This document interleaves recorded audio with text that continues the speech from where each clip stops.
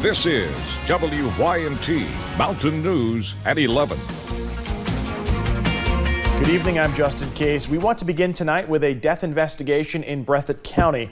That's where Kentucky State Police say a body was found Sunday in the Altro community on the North Fork of the Kentucky River. They identified the man as Kenneth Neese. His family set out for a kayak trip down the river when just about 100 yards away, they found a body floating. At the time, they did not know if it was him, but Monday, their deepest fears were confirmed. How far did they go? About 30 foot, 40 foot down the river, and then they run up on him. It's just terrible. We still do not know a cause of death. You can follow this story as we learn more over on WYMT.com. New at 11 police in central Kentucky say they have found a missing 3-year-old in need of medical attention. Florida officials say Joshua McAdams was considered missing after his parents did not bring the child to the hospital for a procedure last week. McAdams was found with his parents in central Kentucky earlier today.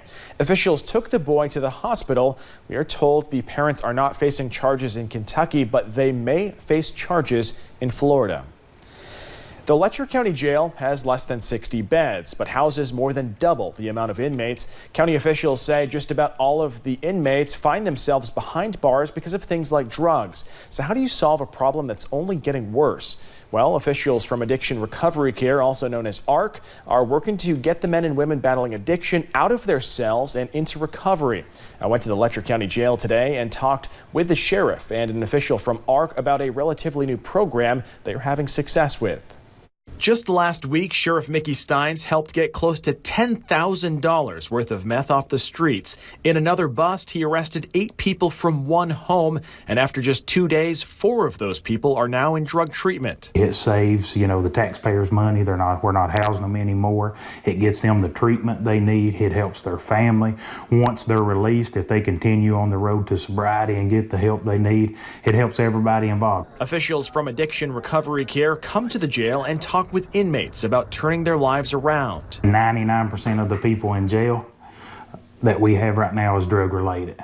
They might be charged with theft or, even assaults or something like that, but I think it all stems back to drugs. Michael Clark has multiple felonies on his record and has spent close to a decade in prison, but now he's helping people get clean. I've did time with most of these guys, and then I can walk in. It's kind of, recovery is a word, but when they see my face, it's easy. They see recovery because I was doing dope with these guys. Now they're pushing the button and I'm walking them out to my car to take them to treatment. Clark says in the last 2 months, he has helped about 40 people from the jail enter drug treatment. And also to have a sheriff that goes out and will arrest people and will call me at night and say, I've got some people I've arrested. They did some bad things, but I believe they deserve a chance.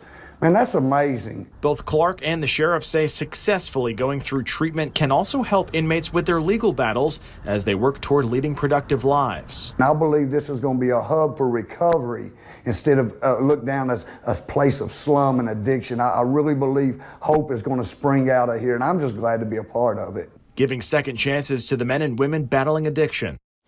The Letcher County jailer says this program is helping to cut down on overcrowding issues at the jail. Sheriff Stein says if any of the inmates need transportation to rehab facilities, he and his deputies will help with that when possible. It is a growing concern for law enforcement. Needles found scattered on the ground in parks, on the roads, and in the pockets of the people they arrest. To combat the issue in Clay County, every deputy carries a sharp container box. They say they collect needles all across the county. Deputies say they get constant calls about people finding needles. Those calls have been increasing in the past few years. Everybody, they call in all the time. We found needles here, we found needles there. The sheriff says the issue is not exclusive to Clay County. If you see needles where you live, do not pick them up. Call your local law enforcement agency right away. Sickness caught up to an eastern Kentucky school. The David School was closed today. About 36 students go there. Officials tell us so many teachers and bus drivers were sick, they thought it was best to just call off school. We just learned tonight that the school will once again be closed tomorrow, also because of sickness. And it was a beautiful day here in the mountains. We even saw a more beautiful sunset throughout the night tonight. You'll notice this picture is from a WYMT weather spotter Alan over into Prestonsburg. Absolutely beautiful colors with the pinks and the oranges and even the purples over there. We saw those clouds a little bit earlier today, and we saw those really partly to mostly cloudy skies. Those have cleared out though. We're looking at those mostly clear skies tonight with a few clouds. We are seeing those temperatures pretty wide range. You'll see those valleys and then those ridges are really seeing a pretty wide range. We're seeing those lower 60s to mid 60s to even those lower 70s in some spots. But compared to this time yesterday, we are a lot warmer, showing 22 degrees warmer in Hazard and Jackson and 26 in Prestonsburg. So as we head throughout the overnight hours, most of us will really remain to the upper 50s to lower 60s with partly cloudy skies to mostly clear skies. And as we head throughout the next couple of days, warm day as we head into your Tuesday and into your Wednesday. We bring back those scattered rain chances though as we head into your Thursday. I'll have that forecast in a little bit. Justin. Paige, thank you. A startling new reality for emergency physicians. In a new study, more ER doctors and nurses report being threatened or assaulted on the job. As Miranda Combs explains, ER doctors say there could be several reasons behind the rise in violence.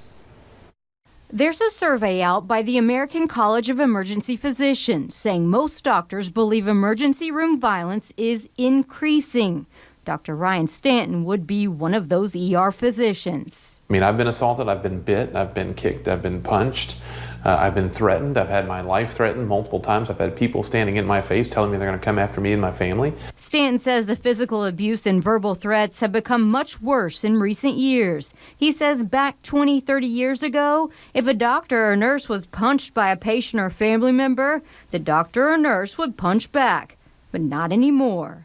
This day and age, with the satisfaction culture, the patient is always right, almost to a fault, in terms of the potential of allowing for harm. Dr. Stanton says the physicians don't worry as much about assaults while they're at work. However, there are a lot of people that work with the patients, including nurses and techs. Those are the ones that are in more danger. I've seen nurses get assaulted to where it basically knocked them out of the profession. The injury was so bad. There is training for hospital staff, Stanton says, to give tips on protecting themselves, especially in a day and age with so much mental illness and substance abuse. There's things we learn. I mean, there's things that we know to address, is to look for the signals. There's training that's done with a lot of the staff. You know, we learn things like never let somebody in between you and the door. You always have to have an exit. A sign of the times, yet a scary reality. In Lexington, Miranda Combs, WYMT Mountain News. Nearly half of the doctors in the national survey say the hospital could help out more by adding more security cameras and metal detectors. Regulations for getting tattoos in Kentucky are around 15 years old, but the Department for Public Health proposed new regulations this month. There are many proposed regulations that are aimed at keeping tattoo shops clean, but one part of it has some local tattoo artists unhappy. It is proposed that scars can no longer be covered by tattoos. For some, they say covering scars is a way of helping someone erase the past, and if they do not offer those services, they're afraid of what could happen. And if this service isn't available in a clean establishment by trained personnel, they'll go elsewhere. That's my biggest concern.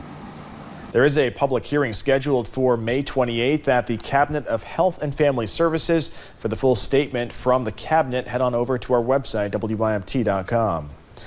The University of the Cumberlands will soon be expanding their special education to allow students to teach more than one class or grade level. University staff say the new education program with an emphasis in learning and behavioral disorders will bridge the gap in a shortage of special education teachers. I think that we are meeting that need across the nation, across the state, in our local area. Registration for the classes begins this summer. You are never too old to stop learning, as one Johnson County man found out. And WYMT's Lauren McCourt talked with the man who says he is more than ready to finally get his high school diploma. For Tommy Mead, school was never a priority. I never did really like school. That's until 50 years later. And I thought I didn't need an education, in which I found out later in life that I did. Working job after job. I've been knocked out of several good jobs just because I didn't have the diploma, not because I didn't have the ability. It wasn't until he was 68 years old that he decided it was time to get his degree.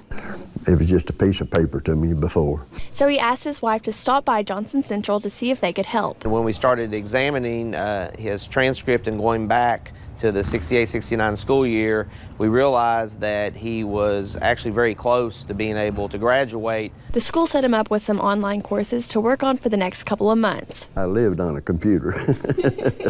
Even here at the funeral home, I brought my laptop with me and just worked on it every second I get. Meade completed his classes with a GPA of 3.33. They told me I'd get to wear the golden robe or something like that. I'm not sure what all that stands for. Making not only himself proud, but his family. My son passed away in February, and he was tickled to death with it. And I was just hoping that he could be here. And though Meade may be a few years older than the students he's graduating with, they're probably looking around and saying, "Who's that old gray-headed man? What's he here for?"